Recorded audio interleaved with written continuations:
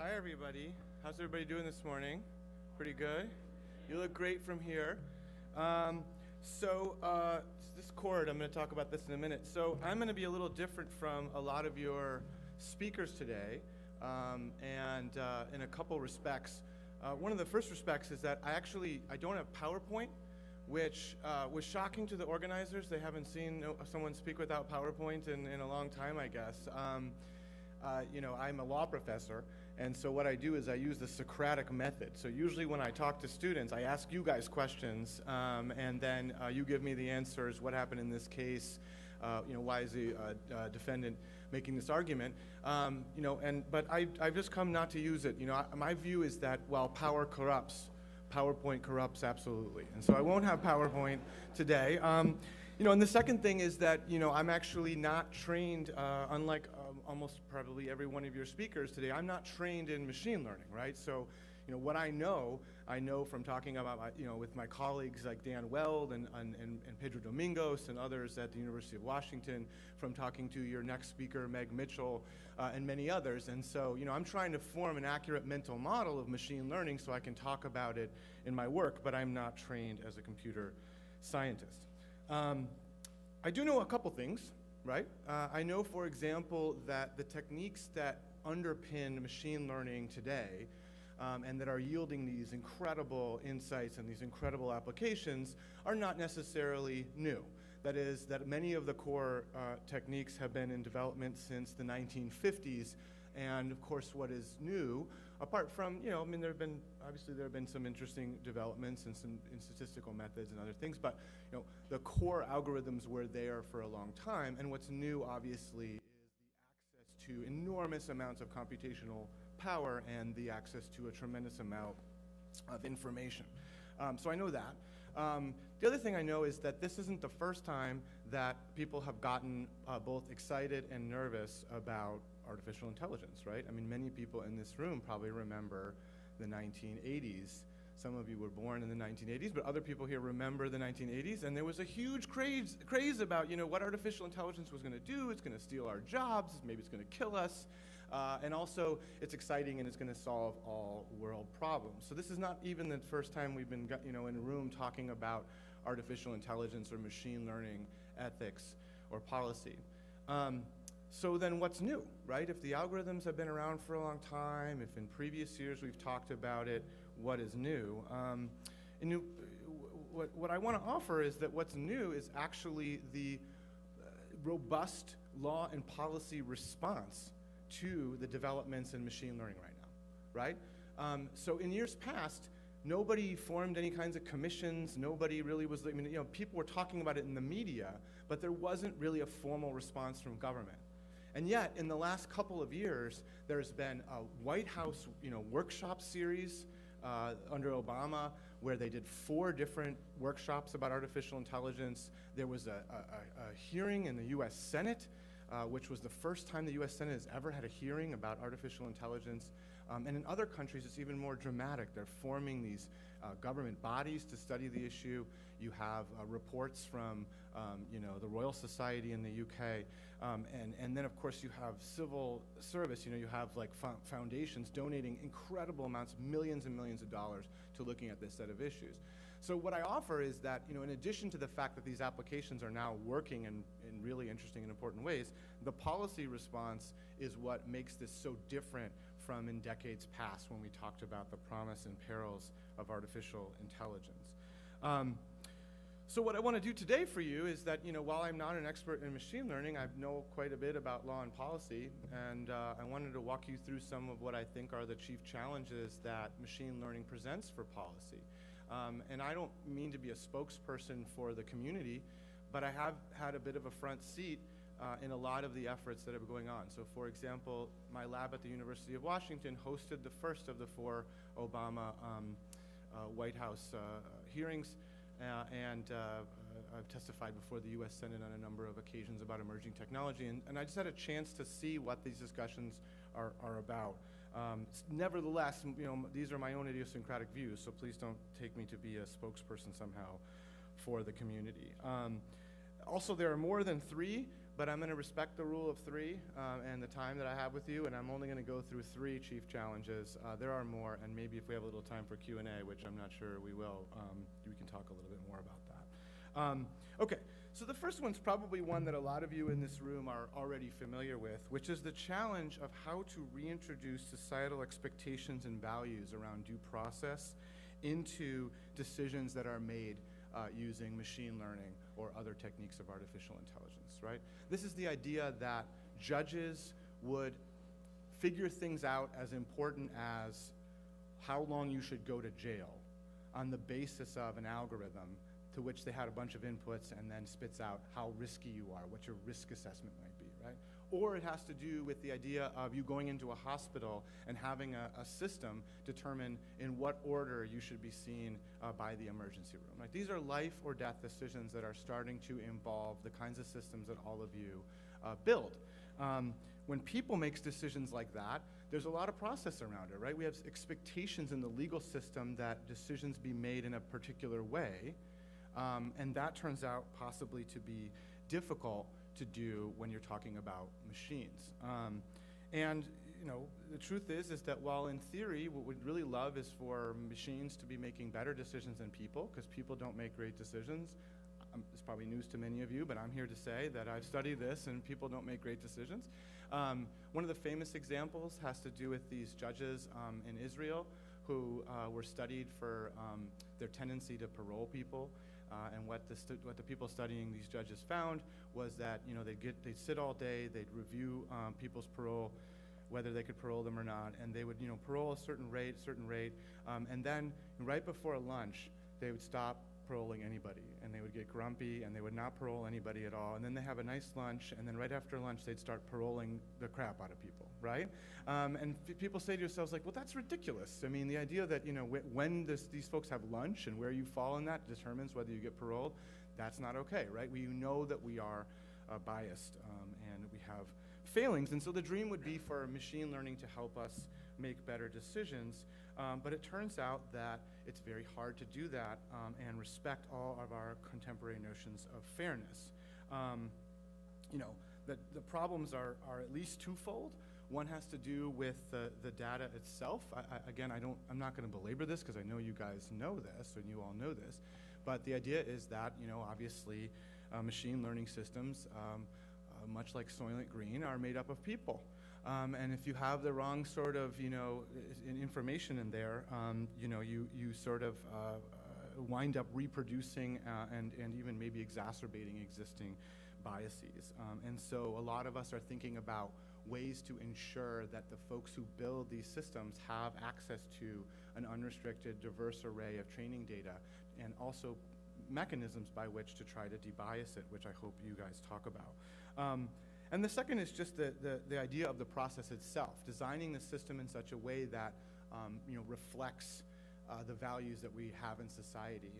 You know, one issue that you see is like, so take the example of the people that are getting sentenced on the basis of their risk score. This has been in the news. ProPublica did a big story about it. People are getting sentenced on the basis of this algorithm that tells them you know, how likely they are to be risky.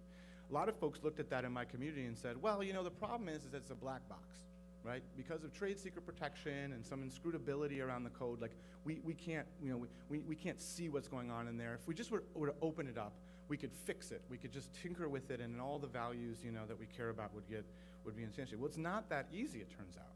When you open up that black box, as many in this room know, you find real people, really smart people, struggling with the same kinds of value tensions that we do in the law. So for example, you want that box to be more transparent. Like you want that a defendant would be able to understand why the algorithm made a decision about how risky she is, right? You want the, you know, you want the system to be, to not be biased against people of color. But it turns out that when you put your thumb on that scale, and when you remove bias by hand, or when you make the system be able to explain itself, you can compromise performance and accuracy, which of course is another kind of fairness, right? I mean, I could devise a system that would be perfectly transparent and totally, you know, unbiased in court, which is the idea that I'm a judge and you come into court and I roll a die. And if you get a 1, then you get 1 year in jail, and if you get a 6, you get 6 years in jail, right? I just explained it to you. It's totally transparent, and it's not biased. It doesn't matter what color you are. But at the end of the day, it is not okay because it's not accurate, right? And that's an important dimension. So people are struggling with that. You know, my response to this is that in addition to a systematic analysis of the ways law and policy might skew training data, and you know, there's a number of people working on these kinds of questions at NYU and elsewhere, is also that really what should happen is that people like me, or especially people who are even deeper than I am on issues of procedure and process, should sit down with people like you. That is to say, we should have a roll up our sleeves kind of workshop where cutting edge folks in machine learning sit down and talk to deep scholars in process and try to figure out whether we can come up with a set of best practices or even a proof of concept where we feel comfortable letting machines make decisions. Okay, so that's one set of questions. You know, it's certainly already underway. I would recommend the folks at FAT-ML, which is the Fairness, Accountability, and Transparency in Machine Learning Conference, for those of you who haven't checked it out, to see that conversation in action. Second, privacy, right? I mean, obviously privacy is going to be a big deal. You know, anytime you collect a bunch of information, anytime you have, you know, sensors and processing, you know, anytime you do that, you're going to have a privacy issue. But I actually think there's a couple of problems that machine learning presents that is distinct and maybe a little new, and maybe will require new kinds of thinking. And the first one is the idea that what machine learning is good at is feature extractions. It can spot patterns. And we have this idea in privacy that there is a distinction between your private information and your public information. And you get protections over the things that you can reasonably think of as private, and you don't get protections against the things that are public. So things that you tell other people or you post on Facebook or when you go out into the world, when you walk out around in public. You know, these are all things that you've just willingly conceded to the world, and they're not something that the law is going to protect you for, because why should it? You've gone ahead and you should have no expectation of privacy in that. Whereas other things like things deep about what you think and, you know, medical records and all kinds of, these other things are deeply private, and we do protect them, and if people violate that expectation, then they're punished in some way, okay?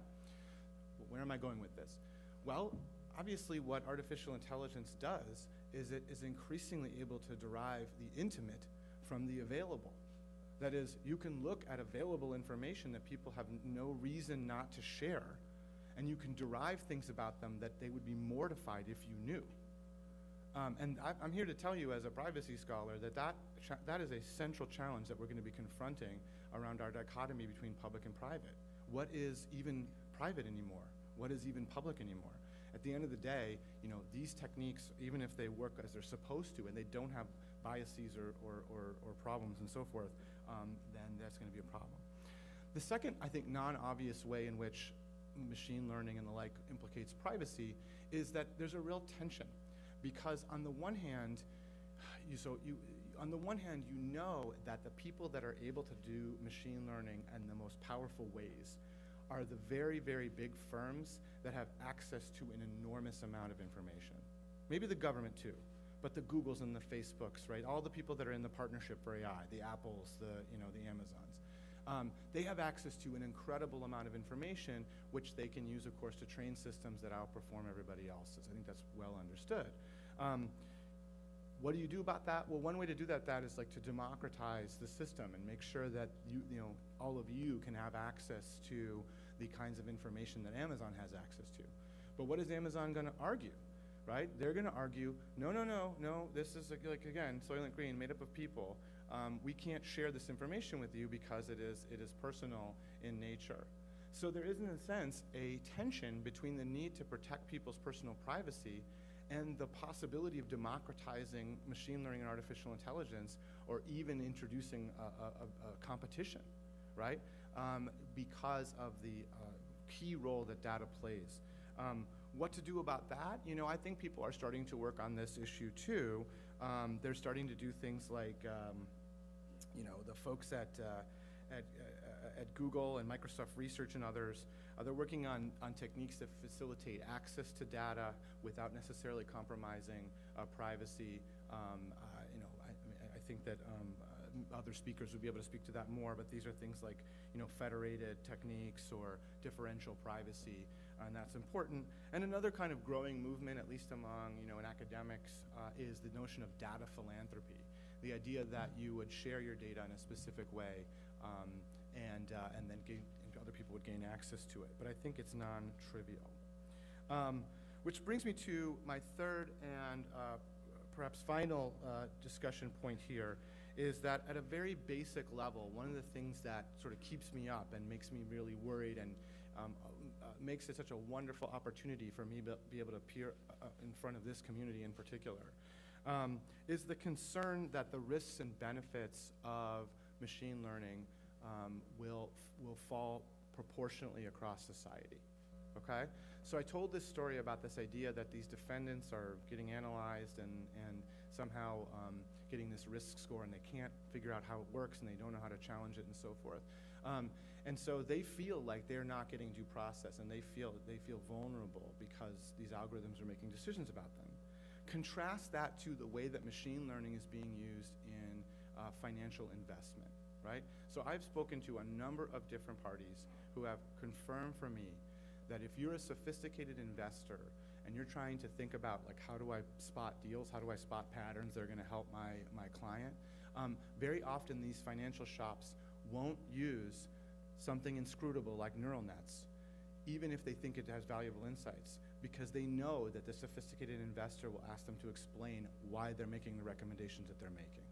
So what they do is they maybe use machine learning to figure out, certain patterns and make kind of ideas, but they won't actually recommend any action unless they can reverse engineer or at least find another rationale for that particular investment. So if you are a poor defendant in our legal justice system, you have an adverse decision made about you in a way that you can't understand or challenge. But if you are a wealthy investor, you get the right to have these systems be transparent to you, right? And does that strike us as fair? And so, I've been thinking a lot, and many others have been thinking quite a lot about the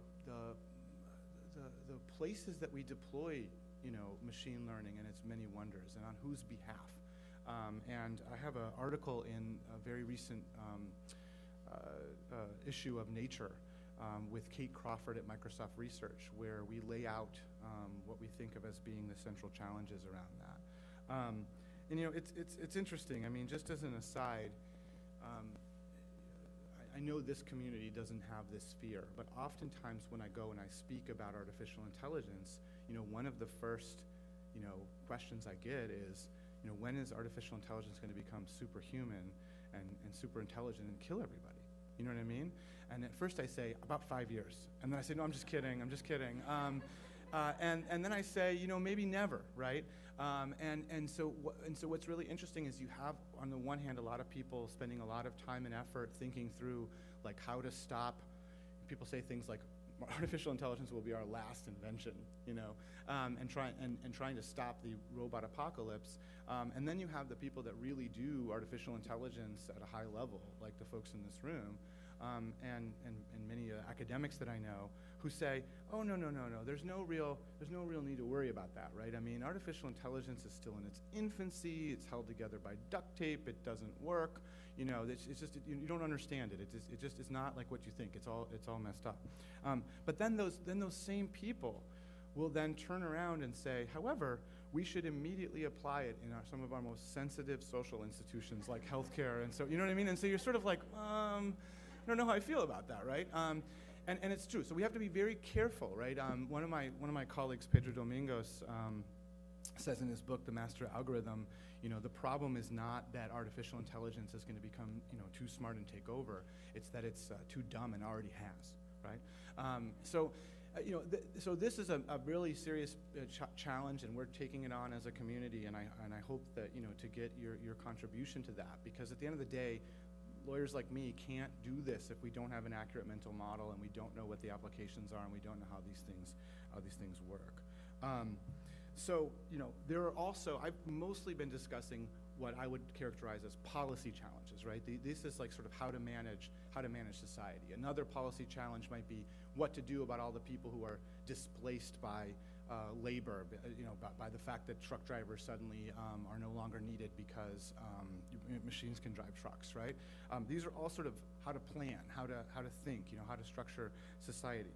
There are also some specific legal challenges that have to do with the ways that our current legal models break down in light of machine learning. And I'm happy to talk about that a little bit if you guys want to, and I do want to get a chance for you to ask questions. But let me just quickly say, for example, to the extent that you're building systems that behave in ways that you can't anticipate, either in isolation or when they interact with each other, that's a real problem for us lawyers. So it keeps us in business, so I appreciate that very much. But at the end of the day, the idea that systems might behave in ways that the creators of the systems don't anticipate, even if it's short of twisting their digital mustaches and trying to kill us, that presents a problem for us because criminal law, for example, requires that a person intend to do the thing that they do that's harmful. And even tort law, civil law, requires that you foresee the harm that has occurred. And if you're building systems that behave in ways that display emergent behavior, what Stephen Johnson sort of famously called emergent behavior, that presents a problem. So there are also legal challenges, but today I've dwelled on the policy ones. Anyway, again, I very much look forward to any feedback you guys might have, any questions you have. Ask a lawyer. I'm not even licensed to practice in Washington, but I'll do my best. Not legal advice. But any questions anybody have, just shout them out. I'm happy to try to answer them.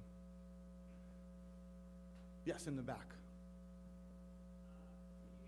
Yes, I can hear you fine.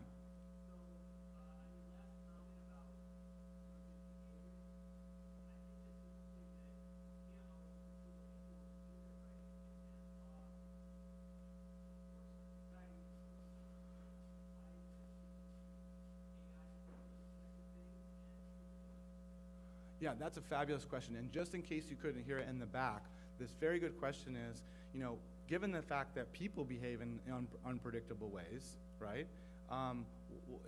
What is the special challenge with artificial intelligence behaving in unpredictable ways, right? And the truth is that the law knows that, I'm going to anthropomorphize the law a little bit here. The law knows that people behave in unpredictable ways. And if people behave in ways that are outside the scope of what you might have predicted, then you don't have liability in it. And in fact, those people that are behaving in unpredictable ways, those people are the ones that wind up having liability, right? And so, for example, there's a doctrine that says, and you probably all know this if you have businesses, right? There's a doctrine called respondeat superior that says that you are responsible for the things that your employees do in the course of their employment, you as the employer, right? But if they do something that is wildly unexpected, if they go on a frolic, is what for some reason the legal term for this is a frolic. I don't know what judges sort of, I picture like a small British boy with a big, lollipop, on a frolic. But I mean, the point is that, if you do something that wildly departs from the expectation, then you're not responsible. And it's interesting because there have been many instances in American law where something new came around where we didn't know how to think about it and what it would do. And so we imposed what's called strict liability, only to later relax that standard into negligence when we had a better idea of how these things behave. So for example, when hot air balloons first came along, they were landing everywhere and running into things and stuff like that. And so if you operated a hot air balloon for any reason, you were liable for every single thing that happened, no matter how much care you took, right? But over time, as we came to understand and expect what the behavior of hot air balloons would be, then we adjusted the legal system, and now we only hold you accountable for negligence, which is the idea that you should have known better, right? You should have taken more care. So, I mean, I do want to say that while there are challenges to law, law is immensely complex and also immensely flexible. And I personally believe that we'll be able to handle many of the complexities that you all are foisting on us. Yes?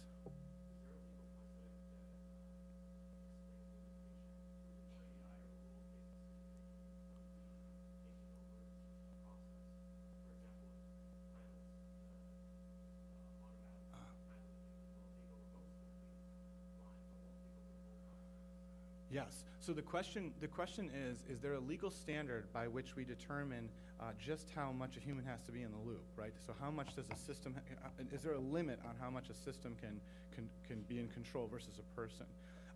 And the answer is there really is no formal limit, right? So you can have a completely autonomous system, in theory, like a fully driverless car. But interestingly, often there will be a person somewhere in the loop to absorb liability. And there have been a number of cases where it seems to be that the problem that occurred, say an airline accident, was the fault of an autonomous navigation system. And yet the courts have struggled to find a person in there to blame, whether the designer of the system or the pilots who did something or whatever happens to be. A great example of that, or a tragic example of that, is of course the autopilot death that occurred, where this individual was watching Fantastic Beasts and Where to Find Them while Tesla Autopilot ran into a white van against a light sky, right? One interesting thing to think about, though, is that in the international sphere, there is a very robust conversation going around whether or not people should ultimately have to have control over weapon systems. And there's a broad range of consensus that says people should have meaningful human control over autonomous weapons. And that could emerge as a legal standard that actually does place a limit on how much autonomy could be. But that's the only one that I'm currently aware of. Make sure I'm respectful of your time. I think we can take at least one more question if people have it. Ask a lawyer. And if not, I will step aside and make room for, oh, Meg, go ahead. What are some good ways for ML practitioners and AI practitioners to be involved in policy discussions and legal discussions? Right, so how to get involved, right? So how can people who work in ML and work in AI more broadly get involved? Well, there's a number of great conferences, one of which is one that I run with a colleague at Miami that happens every year, that's colloquially known as We Robot, West East Robot, and it's basically been around for now, this is going to be its 7th year. It was at Yale Law School, it'll be at Stanford Law School nearby pretty much this next year in April. So come to our conferences, get in touch with your colleagues in legal and make sure that they understand your business and they understand the technology. Talk to Congress and others. I mean, there's a number of pathways. But again, I think at the end of the day, we can't do what we need to do in terms of come up with a legal infrastructure if we don't understand what you're doing and what you will be doing in the short term. Yeah, so great question. I think it's time for me to step down, but thank you so much. I apologize for no PowerPoint. You had to look at me the whole time. I apologize for that, but I'll be around, so thank you very much.